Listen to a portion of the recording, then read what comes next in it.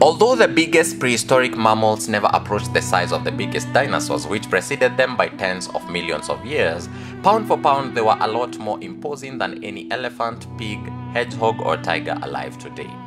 Welcome to the Did You Know segment with me, your host Espila Caleb, and today we are going to look at the biggest prehistoric mammals that ever existed.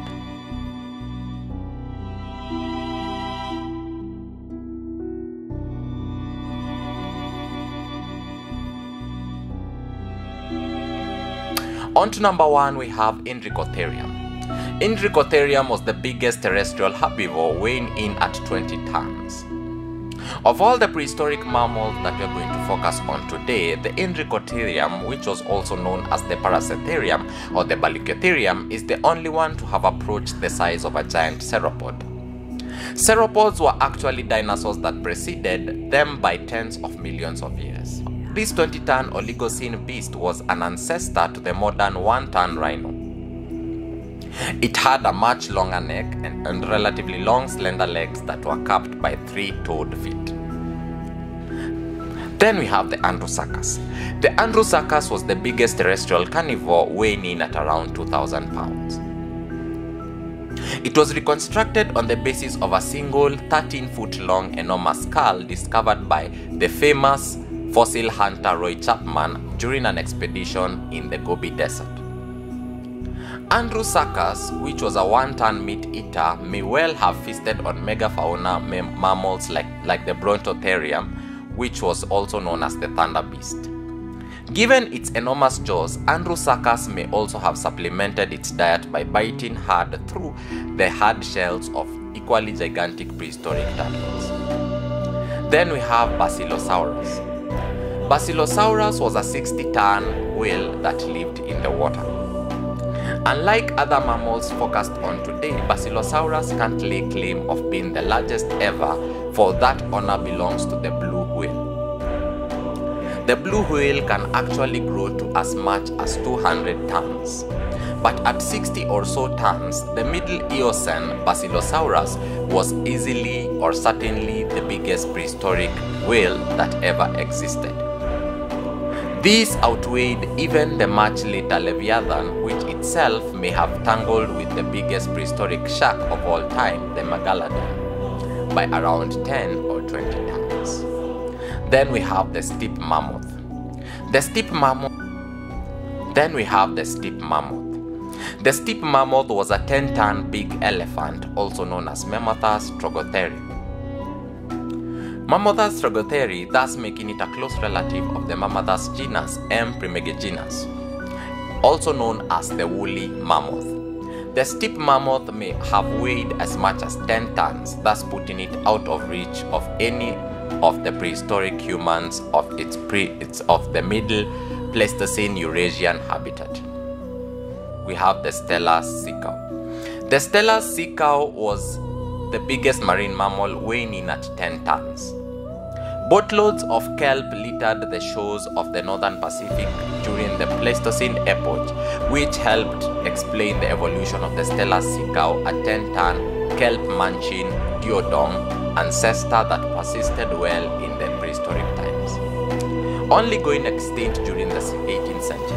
This none-too-bright marine mammal, its head was almost comically small for its gigantic body, was hunted to oblivion by European sailors, who prized it for the whale-like oil with which they fueled their lamps. Then we have the Elasmotherium.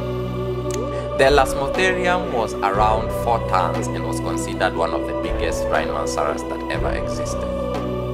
It could be around 20 feet long. This gigantic rhinoceros sported an equally gigantic 3-foot-long horn on the end of its snout, which doubtless intimidated and fascinated the superstitious early humans of the late Pleistocene Eurasia. Like its slightly smaller contemporary, the woolly rhino, Elasmotherium was covered with thick shaggy fur, which made its prized target for the Homo sapiens in need of a warm coat.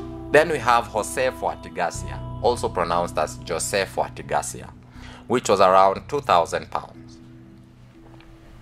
You think you have got a mouse problem? Well, you have to think again.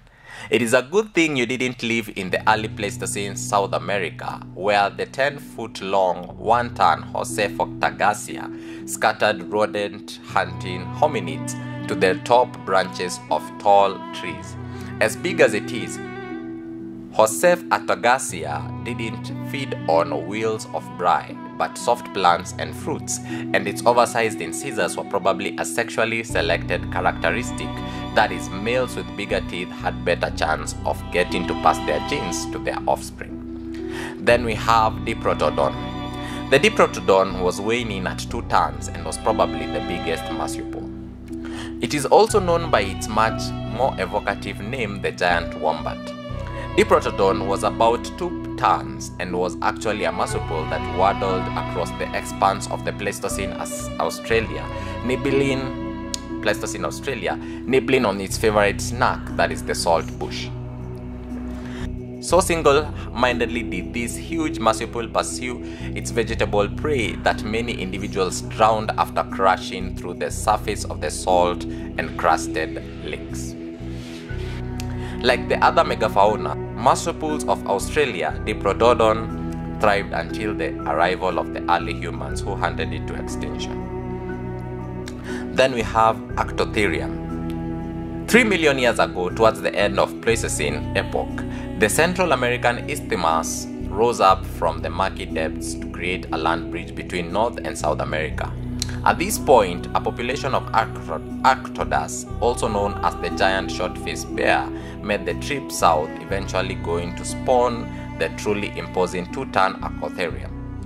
The only thing keeping Enricothereum from supplanting Andrewsarchus as the biggest terrestrial mammal predator was the presumed diet of fruits and nuts.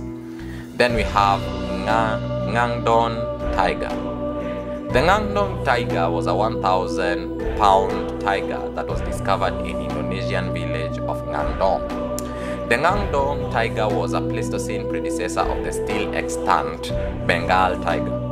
The difference is that nandong tiger males may have grown to a whopping 1,000 pounds, which was most likely 250 kilos, only making sense given that paleontologists have also recovered the remains of plus-sized cows, pigs, deer, elephants, and rhinos from this portion of Indonesia, all of which likely figured on this fearsome feline dinner menu. So why was this region home to so many oversized mammals? No one knows. Then we have the dire wolf, also known as Canis dias. Canis dias, in a way, it's unfair to peg the dire wolf as the biggest prehistoric dog. After all, some of the bear dogs further back on the canine evolutionary tree, like Amphision and Borophagus, were bigger and fiercer, and able to bite through solid bone the way you could chew through a piece of ice. There is no disputing, though, that the Pleistocene Canis dias was the biggest prehistoric dog that actually looked like a dog, and at least 25% heavier than the largest dog breeds alive today. Then we have the Glyptoton. Glyptoton was actually 2,000 pounds and was actually the biggest armadillo. Modern armadillos are tiny, inoffensive creatures that will curl up into a softball-sized lumps if you so much as look at them cross-eyed. That's not the case with the Glyptoton, a 1-ton Pleistocene armadillo roughly the size of the shape of a classic Volkswagen Beetle.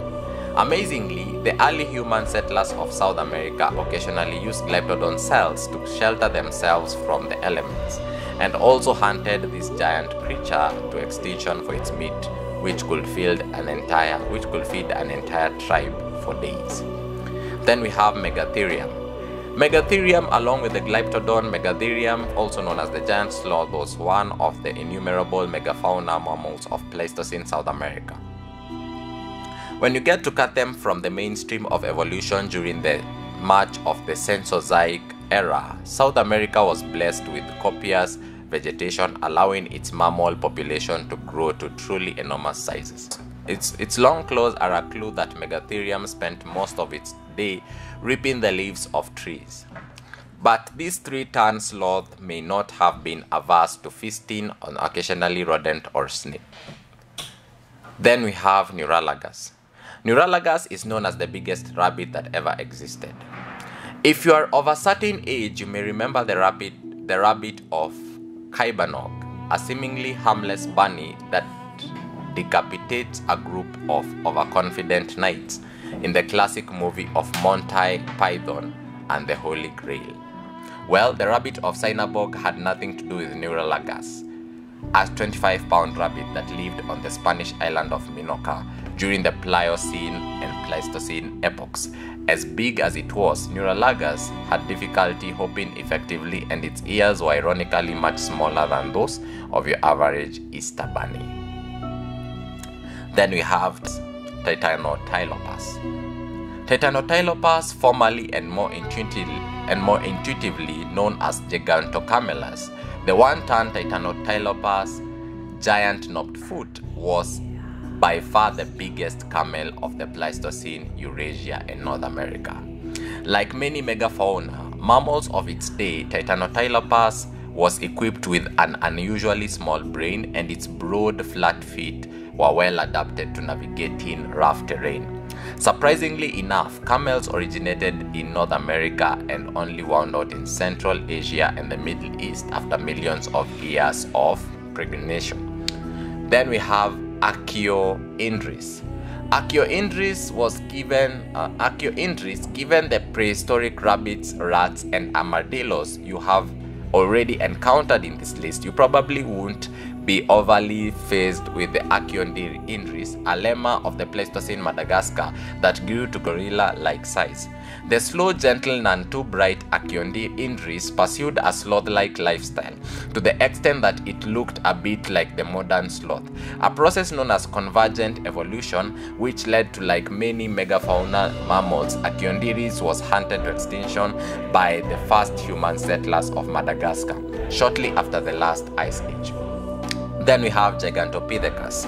Gigantopithecus, perhaps because of its name, is similar to the Australopithecus. Many people mistake Gigantopithecus for a hominid, the branch of the Pleistocene primates directly ancestral to the human beings. In fact, though this was the largest ape of all time, about twice the size of the modern gorilla, and presumably much more aggressive, some cryptozoologists believe that the creature we variously call Bigfoot, Sasquatch, or the Yeti are still extant Gigantopithecus adults, a theory for which they have adapted not only to a shred of credible evidence. Then we have Dinogalerix partakes at the same Greek root as dinosaur, and for good reason, as 2 feet long and 10 pounds. This Miocene mammal was the world's biggest hedgehog. Modern hedgehogs weigh a couple of pounds max, a classic example of what evolutionary biologists call insular gigantism. Diogalix grew to a plus size after its ancestors were stranded on a group of islands off the European coast, blessed with a lot of vegetation and virtually no natural predators. Then we have Castoroidis. Castoroidis, which was a 200-pound giant beaver, built equally giant-sized dams. That's the question many people ask upon first learning about the Pleistocene mammoth, but the truth is frustratingly elusive. The fact is that even modern, reasonably sized beavers are capable of building huge structures out of sticks and weeds, so there is no reason to believe castrocetes would build grand, coolie-sized dams. Though you have to admit that it is though you should admit that it is an arresting image.